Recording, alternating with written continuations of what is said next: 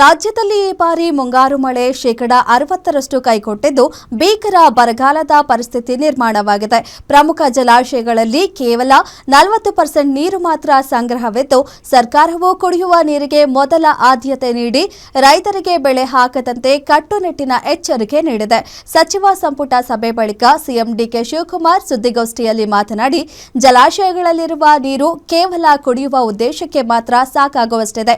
ಈಗಾಗಲೇ ಮಂಡ್ಯ ಭಾಗಕ್ಕೆ ಕುಡಿಯುವ ನೀರಿಗಾಗಿ ಮಾತ್ರ ನೀರು ಬಿಡಲಾಗಿದೆ. ರೈತರು ಬೆಳೆ ಹಾಕಬೇಡಿ ಎಂದು ಮನವಿ ಮಾಡ್ತೇವೆ. ಸುಮ್ಮನೆ ಬೆಳೆ ಹಾಕಿ ನಂತರ ನೀರು ಬಿಡಿ ಎಂದು ಗಲಾಟೆ ಮಾಡಿದ್ರೆ ಪರಿಸ್ಥಿತಿ ನಿಭಾಯಿಸುವುದು ಕಷ್ಟವಾಗುತ್ತೆ ಎಂದು ಸಿಎಂ ಎಚ್ಚರಿಕೆ ನೀಡಿದ್ದಾರೆ.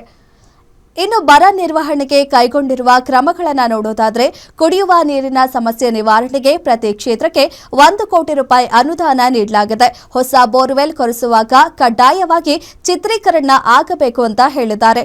ನಕಲಿ ಪ್ರಕರಣಗಳು ಕಂಡುಬಂದರೆ ಸಿಇಒಗಳೇ ನೇರ ಹೊಣೆ ಆಗಿರ್ತಾರೆ. ಮುಂದಿನ 15 ದಿನಗಳಲ್ಲಿ ಕೇಂದ್ರ ಸರ್ಕಾರಕ್ಕೆ ಬರ ಪರಿಸ್ಥಿತಿಯ ಸಮಗ್ರ ವರದಿಯನ್ನ ಸಲ್ಲಿಕೆ ಮಾಡಲಿದ್ದಾರೆ. ಕೇಂದ್ರ ತಂಡಕ್ಕೆ ವಾಸ್ತವಾಂಶ ಮನವರಿಕೆ ಮಾಡಲು ಸೂಚನೆಯನ್ನ ನೀಡಿದ್ದಾರೆ. ಸಣ್ಣ ಮತ್ತು ಅತಿ ಸಣ್ಣ ರೈತರ ಹಿತವೇ ಮುಖ್ಯ ಆದ್ಯತೆ ಅಂತ ಹೇಳಿದ್ದಾರೆ.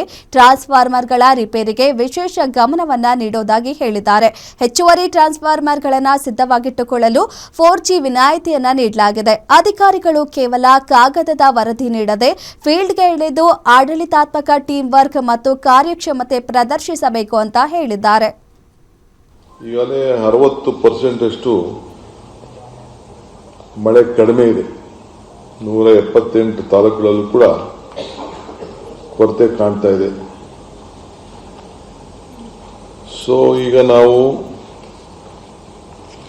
158 ತಾಲೂಕು